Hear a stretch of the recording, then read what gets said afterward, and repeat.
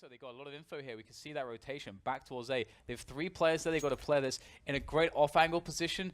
That position that is being taken out on Suez is really, really dangerous for the T's. Right now, G2 again a step ahead, but if Godsend can hit the shots, then that is enough in this situation, of course. But Shox in from the flank might cause issue, and indeed, in fact, everything is being defended here by G2.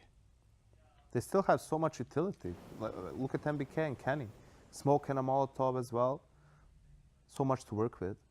Oh, if not scopes. Flash. Oh, no scope, doesn't work out, but that's going to be that. As soon as Toplan misses a shot, it's over. Why? He is so awesome. So look at the presence we have here from Godsend, just creeping over the smoke here. Could get quite some dirty angles out of that one. The smoke goes away. Pete comes in, 1 versus 1 trade to follow to get the kill, and that is good for Godsend. However, there's a lot of players here still in position to try to defend this B bomb site. Doesn't have to be quite considered in how they do so. Able to catch players here, potentially on some rotations. G2 now just down to 1 on the defense. Apex coming in, and he is very exposed here. Lovely stuff there to catch a frag, but down to 16, not too much else he can do. And Godsend scrape another round on the board. Towards the graffiti angle, Pronax gets picked off. The Vultures of G2 on the B-bomb site. 2-man flank coming through T-Spawn, however. Yeah, it doesn't look good for Godsend, does it? 5-man post-plant defense to deal with. And the boost comes onto the balcony. Oh my god, body.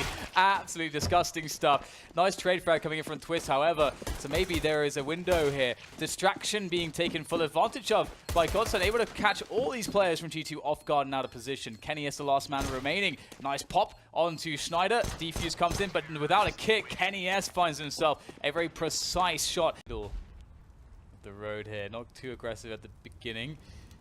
And it's good because they can keep to those mid-ranges. By playing in these corridors, you can guarantee the mid-ranges with the FAMAS from UMP. But great flash comes in from G2, but not quite in time, as we see just enough visibility for a frag there from Twist. Good grenades now, the UMP stepping out, but perhaps that was quite a mistake. We get G2 taking down pretty much everything towards, well, everything in fact, towards the A side of the map.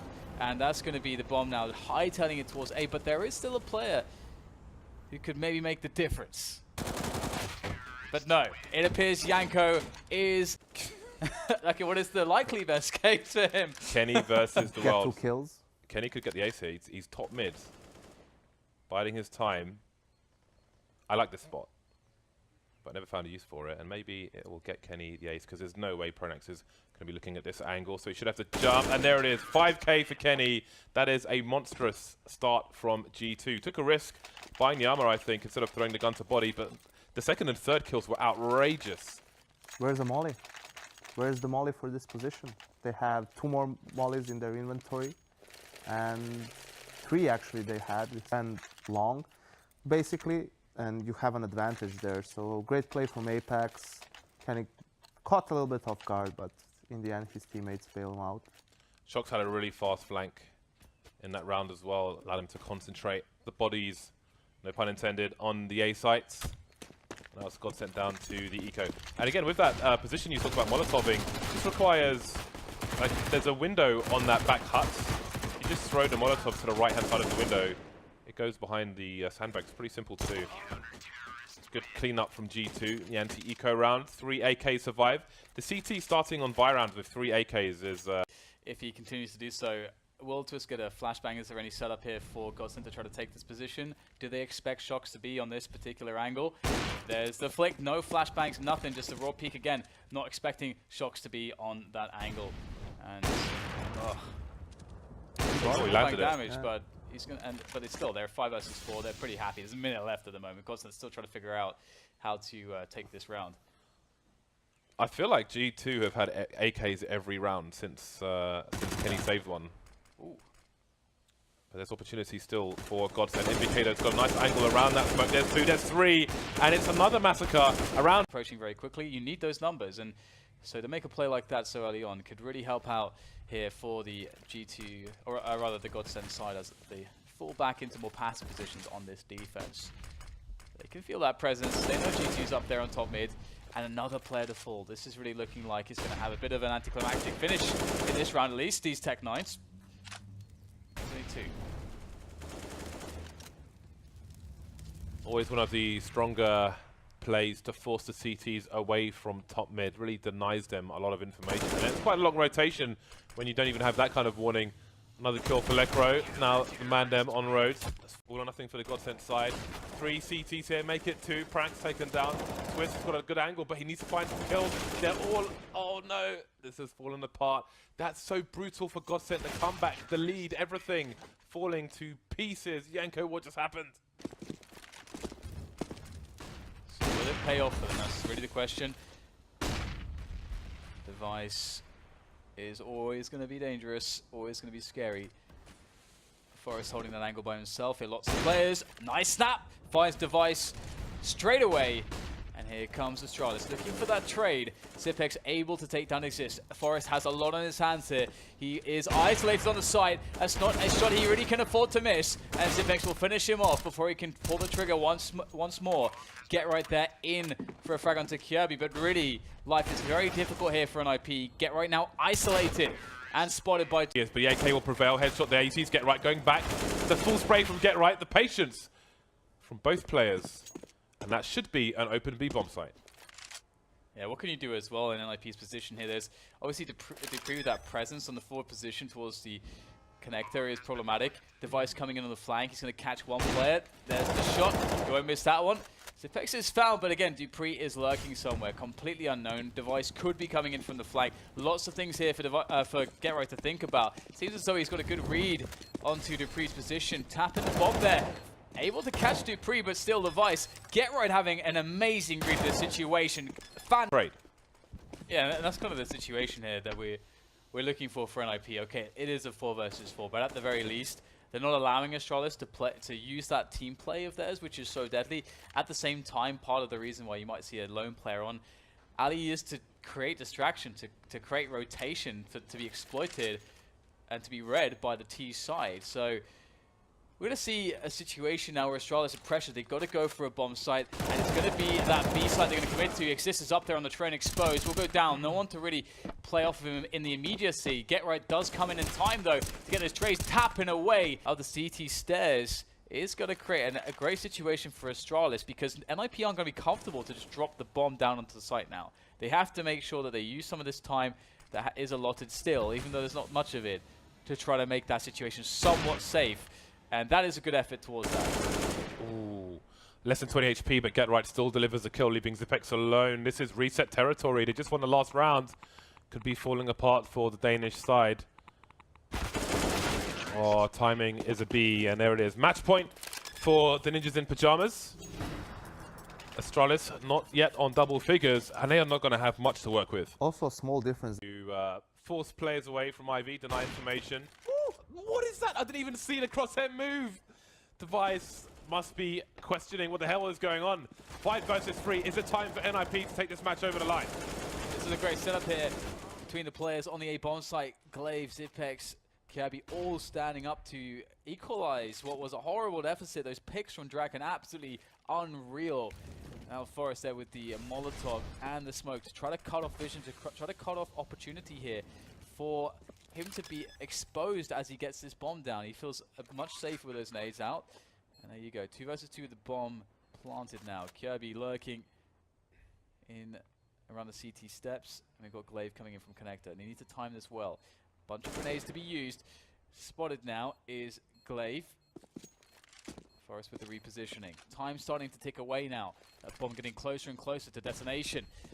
There goes Forrest for a peek there. Capitalizing upon the distraction. Kirby in for the peek, and Draken will finish him off. What a performance from Draken. When they needed something special, he... As Glaive getting a couple of kills. You can see the players running in checkers were blind, pretty much. By the way, do you know why we don't see anymore like the duration of the flashbang above like a player when he's flashed? Do you know what I mean? The white thing. Oh yeah. That's a good question. I don't know. Maybe it's a change, maybe it's a bug. Never know these days. Eco round for NIP, either way. Device making his way into the squeaky door. And he's got 2 people coming his way, but he will choose to exit. The clock is ticking, and maybe he read this potentially happening. Repositioning working out well. Crossfire with Zipex. Everyone getting wrecked. Kirby coming in to steal the last frag. No threat, there's nothing. The crossfire pays off 2 for 0. That is monstrous for Astralis. How does he get away with that? 4 HP for Draken. The thing with Zipex there is hilarious because he knows when that Molotov hits, he knows that someone's on that angle, trying to kill him as he runs away from the Molotov. So he just pre-fires it. He almost has the advantage in that spot because they don't know at which point he's going to peek. And actually, got to hold the phone for a second. Draken able to get a plant here. Unfortunately, cannot get his gun out really in time to survive. But yeah, great plays from Zipex. Unbelievable stuff. I think it's obvious, like, the approach that Astralis has. Aggression. Draken has 1 kill. No one is even close to 10 kills on NIP. They're just getting smashed.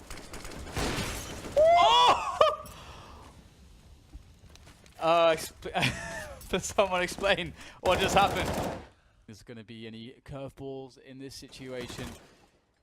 Draken, that UMP at long range, any other rifle type weapon, and he would have had the frag, but there you go. That's a much more favorable range. And now it's just a question of Freiburg with the 5-7. He finds something close. This is getting scary. 5-7, very good in all these mid-range situations. However, eliminated, neutralized. Bomb going down. Draken has a chance here for a clutch. He's got the AWP as well. He's got a Molotov, a flash. No kit just yet, but maybe he'll find one along the way. Narrowing down some positions as he scopes in with the AWP. And this crossfire will be very difficult to deal with. Can Draken guess right? No. Astralis, they'll take it, and NIP, they win the opening map train. But there's no need to rush if you are Team Liquid in this round. Over a minute on the clock. But they haven't really taken any map control towards A. And they're headed in that direction, so this could very easily fall to pieces. They could be left with a steaming turd at the end of this round. Where is the flash? What? What is that? There wasn't even a flashbang, he just walked in and shot him in the face. What was going on? How am I getting wiped out with no grenades? I have no idea what just happened in that round. Again, I think the positioning here is very good. Oh, that is so beautiful. Again, when you know... Oh, how does he get a second there? That's just outrageous. Daylight robbery there. He should have been a dead man immediately, but no, gets 2 kills, gets out of there. And it's JDM that dies instead. At least finally finished off, though. Twist with an off. Matt Fly, though.